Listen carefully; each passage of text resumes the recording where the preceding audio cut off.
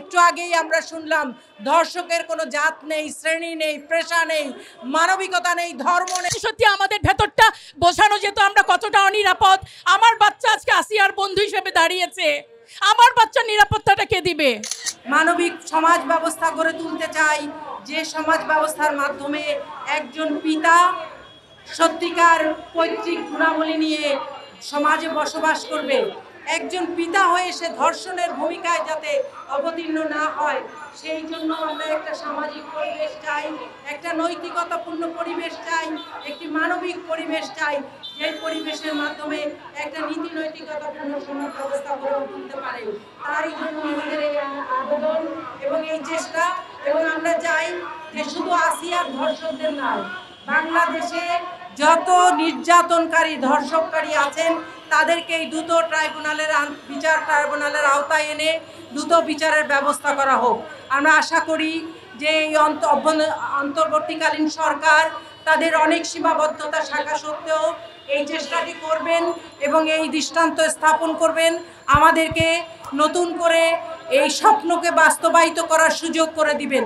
আমরা একটি নতুন বাংলাদেশ করতে চাই, আমরা একটি মানবিক বাংলাদেশ করতে চাই, আমরা একটি সোনার বাংলাদেশ করতে চাই, যে দেশের মায়েরা, বোনেরা, ভাইয়েরা একত্রে এই সমাজ বিনির্মাণে পাশাপাশি দাঁড়িয়ে কাজ করবে।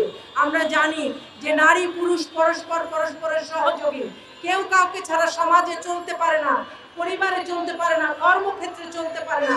সুতরাং কাউকে ছেড়ে কাউকে চলানো সম্ভব নয়।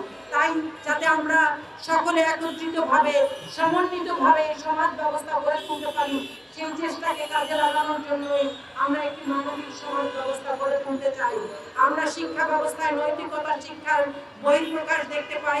শিক্ষা কারিকুলামের অন্তর্ভুক্ত করা হোক, নৈতিকতাপূর্ণ শিক্ষা ব্যবস্থার কারিকুলাম তৈরি করা হোক, যাতে করে এই সন্তানেরা ছোটকাল থেকে তার কোমলমতি সন্তানেরা যাতে ছোটকাল থেকেই তাদের মানবিকতা নিয়ে, নৈতিকতা নিয়ে বড় হয় এবং তার বোনদেরকে বোন হিসাবে, মা হিসাবে সম্মান করতে শিখে, তাদের পাশে সবসময় সম্মানের দৃষ্টি দিয়ে তাকাতে শেখে।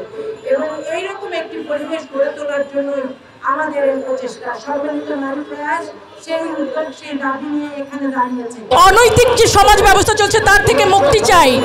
আমি সরাসরি আমাদের যে মাননীয় উপদেষ্টা তাকে সম্মান সহ বলতে চাই যে আপনার যে শান্তিতে নোবেল প্রাপ্তি, সেটাকে যদি আপনারা অর্থবহ করে তুলতে চান, আজকে এই দেশের নারী শিশুদের নিরাপত্তা দিন।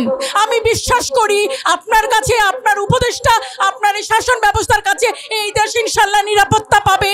এবং আপনি এই নারী জাতির কাছে, বাংলাদেশের মায়েদের কাছে আপনি যেন অবশ্যই একটি মাইল ফলক রেখে যেতে পারেন। এটি আপনার নোবেলের শান্তি পুরস্কারের চেয়ে অনেক বেশি সম্মানজনক হবে। আমরা কি এই দেশের নিরাপত্তায় থাকতে পারবো?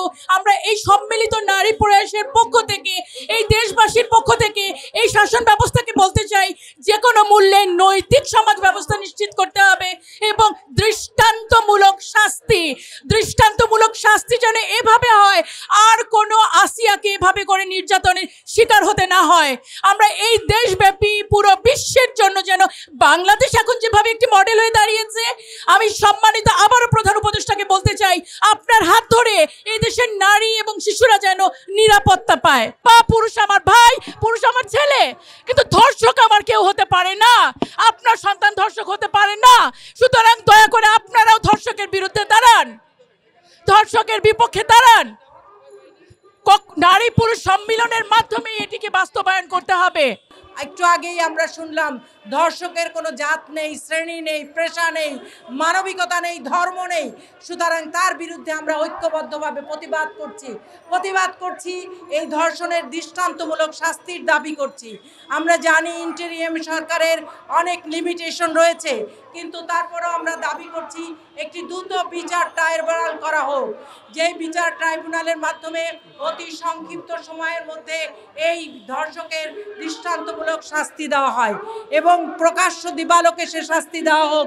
যেমন করে আল্লাহ সুবহানাহু ওয়া তাআলা বলেছেন, যিনি ধর্ষককারী হবেন তাকে প্রকাশ্যে দিবালোকে শাস্তি দিতে হবে, যাতে অন্য মানুষ তার থেকে শিক্ষা গ্রহণ করে এবং ভবিষ্যতে আর এই রকম কোনো অপরাধ করার দিকে তারা অগ্রসর না হয়। আসিয়ার সেই আর্তনাদের সাথে একত্রিত হয়ে তাই আমরা বলতে চাই, আমরা সবাই আসিয়া, আমরা সবাই আসিয়া, আমরা সবাই আসিয়ার মা, আমরা সবাই আসিয়ার বোন, আমরা সবাই আসিয়ার সহমর্মিতায় একত্রিত হয়েছি এবং আমরা চাই এই আসিয়ার মতো আর কোনো শিশু, আর কোনো নারী, আর কোনো মা এই নির্যাতনের শিকার না হোক। আমরা জানি দীর্ঘ 16 বছর ফ্যাসিবাদের নৈতিকতাবিহীন শিক্ষা ব্যবস্থার বিষ ফল হচ্ছে এটি। এই বিষ ফলের কারণে আজকে নৈতিকতাবিহীন একটি সমাজ ব্যবস্থা গড়ে উঠেছে, মানবিকতাবিহীন একটি সমাজ ব্যবস্থা গড়ে উঠেছে, যে সমাজ ব্যবস্থায় একজন মানুষকে মানুষ হিসাবে গড়ে তুলতে শিক্ষা দেওয়া হয়নি। শিক্ষা দেওয়া হয়েছে একটি লোভাতুর দৃষ্টি দিয়ে, তাকে নারীকে শুধুমাত্র ভোগ করার বস্তু হিসাবে সে দেখার জন্য।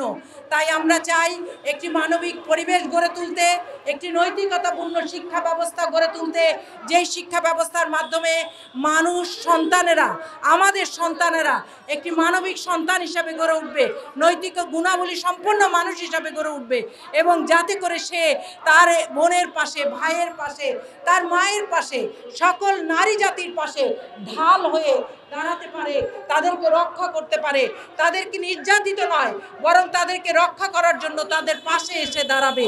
এবং সেই রকম একটি মানবিক সমাজ, সেই রকম একটি নৈতিকতাপূর্ণ সমাজ গড়ার জন্যই সম্মিলিত নারী প্রয়াসের পক্ষ থেকে আজকে আসিয়ার পাশবিক নির্যাতনের বিরুদ্ধে প্রতিবাদ করার জন্য আমরা এখানে দাঁড়িয়েছি। আজকে আসিয়ার ধর্ষকদের দৃষ্টান্তমূলক শাস্তির দাবিতে এখানে আমরা দাঁড়িয়েছি এবং আমরা বলতে চাই যে আপনাদের এই আমলে আমরা এই ধর্ষকদের দৃষ্টান্তমূলক শাস্তির উদাহরণ দেখতে চাই, যাতে করে সারা জাতি আপনাদের কথা স্মরণ রাখে। যেমন করে এই নতুন নব্য স্বাধীনতার পর 24-এর গণ উত্থানের পর আমরা একটি নতুন স্বাধীনতা পেয়েছি। আমাদের এই স্বাধীনতা যেন কলুষিত না হয়, আমাদের এই স্বাধীনতা যেন কলঙ্কিত না হয়, আমাদের এই স্বাধীনতা যেন কেউ নষ্ট করে না দেয়। সেই জন্য আমরা সবার কাছে এই দাবি রাখতে চাই, এই সরকারের কাছে আমরা এই দাবি রাখতে চাই যে আসুন একটি দৃষ্টান্তমূলক শাস্তি দান করুন এবং এই নির্যাতিত আসিয়ার পক্ষে দাঁড়ান, তাকে, তার ধর্ষকদেরকে এই শাস্তি দিয়ে বাংলাদেশের জনগণের সামনে দৃষ্টান্ত স্থাপন করুন। আমরা সম্মিলিত নারী প্রয়াসের পক্ষ থেকে এই ধর্ষকের শাস্তি দাবি করছি এবং অনতিবিলম্বে যাতে শাস্তি কার্যকরী হয় সেই ব্যবস্থা গ্রহণ করার জন্য আহ্বান জানাচ্ছি। আমরা জানি আইনের দীর্ঘ জটিলতা রয়েছে, দীর্ঘসূত্রিতা রয়েছে, সেই সকল আইনি দীর্ঘসূত্রিতা জটিলতা পার করে যাতে করে এই শাস্তি দ্রুত বাস্তবায়িত হতে পারে, সেই জন্য আমরা সম্মিলিত নারী প্রয়াসের পক্ষ থেকে এই সরকারের কাছে আবেদন জানাচ্ছি।